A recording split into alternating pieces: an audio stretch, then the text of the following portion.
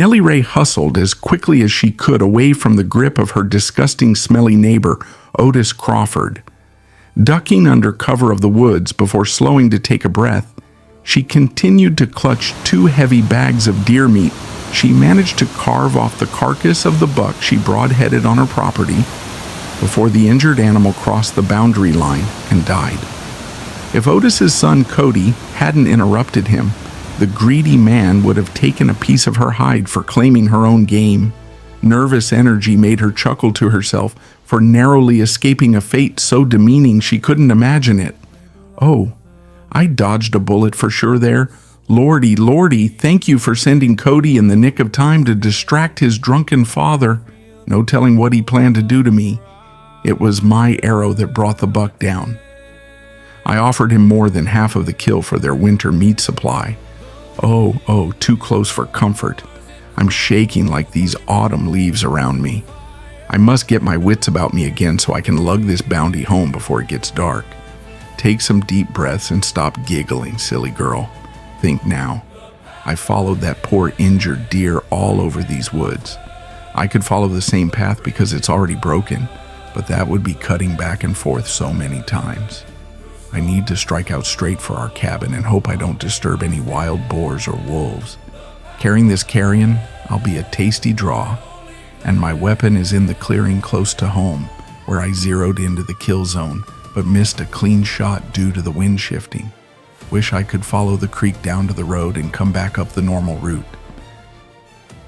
But I can't chance going back to the stream until those 2 are done hauling the rest of the carcass to their cabin. What's wrong with me?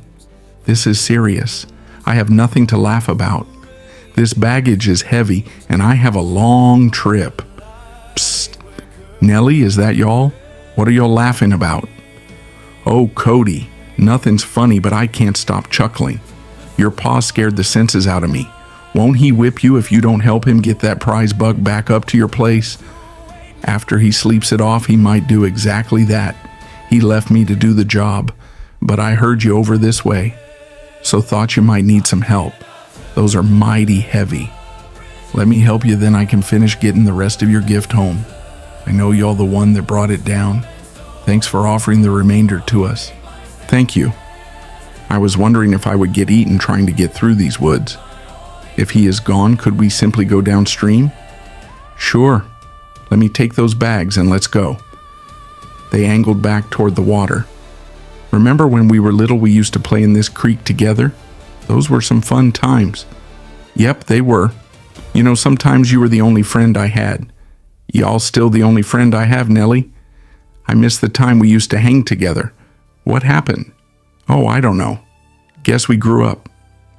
They walked on in silence for a while, each lost in their own thoughts. Through his thin shirt, she watched as his sinewy muscles bundled under the weight of the burden. In her memory, things fell apart between them when she developed into a young woman, and he couldn't drag his eyes away from her chest, always leaving her feeling uncomfortable. Even as messy as she looked today, dressed in her pa's rolled-up breeches and old jacket stained with blood and guts from the deer she butchered, she still made his heart beat faster. She kept getting prettier. Not the plain Jane backwoods waif she used to think herself to be because other girls at school rejected her. In his eyes, she blew them all away. What he wouldn't give to court her like a decent gentleman. But his living conditions with his abusive father made such a dream unrealistic. Why don't you let me take one of those bundles? You already rescued me once today. No reason you need to do all the work.